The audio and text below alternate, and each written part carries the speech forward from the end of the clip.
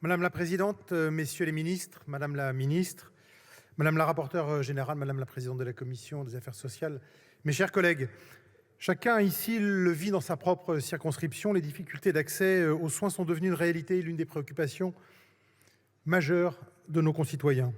Et face à cela, il est d'ailleurs fascinant de constater depuis ce matin l'amnésie qui a gagné beaucoup des rangs de l'opposition, surtout à gauche, et d'assister aux leçons de morale de ceux qui, au jeu de la faute à qui, tentent de faire croire que c'est depuis 2017 que notre système de santé se serait délité. Allez, soyons un peu humbles, soyons surtout honnêtes.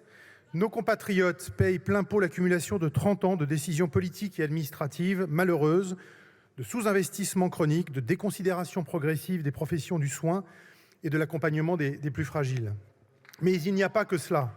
En matière de soins, comme pour la prise en charge de nos aînés, les gouvernements du passé ont aussi trop souvent baissé la garde face à des professionnels et leurs lobbies plus préoccupés par des facilités catégorielles que par la prise en compte de l'intérêt général. Aujourd'hui, la réalité est brutale. 11% de la population est sans médecin traitant et les déserts médicaux créent un renoncement aux soins qui est terrible et certainement d'ailleurs sous-évalué car personne ne peut aujourd'hui le mesurer. Alors si depuis tant d'années on a assisté au délitement de notre système de santé, ayons là encore l'honnêteté collective de reconnaître qu'il y a depuis 2018 une indéniable volonté de redressement.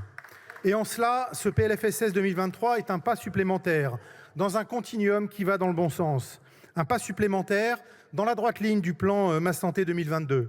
Un pas supplémentaire dans la relance aussi, à travers la relance massive de l'investissement hospitalier. Un pas supplémentaire grâce, enfin, à la fin du numerus clausus et d'une meilleure reconnaissance aussi des carrières hospitalières incarnées par le Ségur de la santé.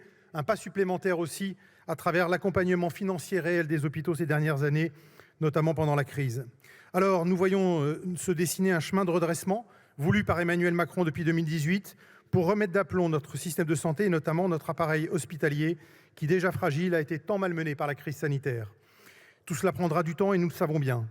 Malgré la suppression du numerus clausus, on ne retrouvera pas avant 2032 le nombre de médecins en exercice que nous connaissions en 2020. Là encore, on mesure à quel point beaucoup de difficultés sont même encore devant nous. C'est dans cette trajectoire de redressement que s'inscrit le Conseil national de refondation voulu par le président de la République. C'est une démarche ambitieuse, une démarche qui sera d'autant plus utile si elle débouche sur des réformes audacieuses, sur des mesures fortes, des mesures fortes, profondes et durables. Je veux rapidement en citer quelques-unes. Nous devrons d'abord améliorer l'attractivité des métiers et des carrières. Je pense d'abord aux hospitaliers, mais aussi à tous les soignants. Dans la poursuite de ce qui a déjà été fait, les rémunérations devront continuer à être augmentées pour tenir compte davantage de la technicité des métiers, du poids des responsabilités managériales et des contraintes qui pèsent sur leurs épaules. Ce changement de paradigme doit nous amener à repenser aussi le financement de notre modèle, avec l'ambition de mieux réguler les budgets que notre nation consacre à notre système de santé. Nous n'avons pas à rougir de l'effort consacré en la matière, bien au contraire. Par contre, il est urgent de mieux réguler ces dépenses, de valoriser les actes pertinents, ceux qui sont réellement utiles à l'amélioration de l'état de santé de nos concitoyens. Il s'agit en somme d'anéantir les rentes et les actes inutiles pour les réinjecter au service de la qualité des soins. Ces actes inutiles ou redondants qui représentent selon certaines études jusqu'à 30% des dépenses de santé. Maîtriser les dépenses de santé permettra de mieux les affecter pour contribuer à la mise en œuvre d'un système de soins efficient qui délivre des soins de qualité au plus grand nombre et sur tout le territoire. Ce remède puissant que nous appelons de nos vœux devra enfin avoir pour ambition de rendre davantage complémentaire la relation entre la médecine de ville et la médecine publique. Cette complémentarité passera inévitablement par un rééquilibrage entre les droits et les devoirs de chacun, par un meilleur partage de la mission d'intérêt général de santé publique. La baisse continue du nombre de médecins participant à la permanence des soins doit nous interpeller. Moins de médecins qui participent aux gardes signifie l'épuisement de ceux qui tiennent encore le cap et qui se sentent de plus en plus seuls.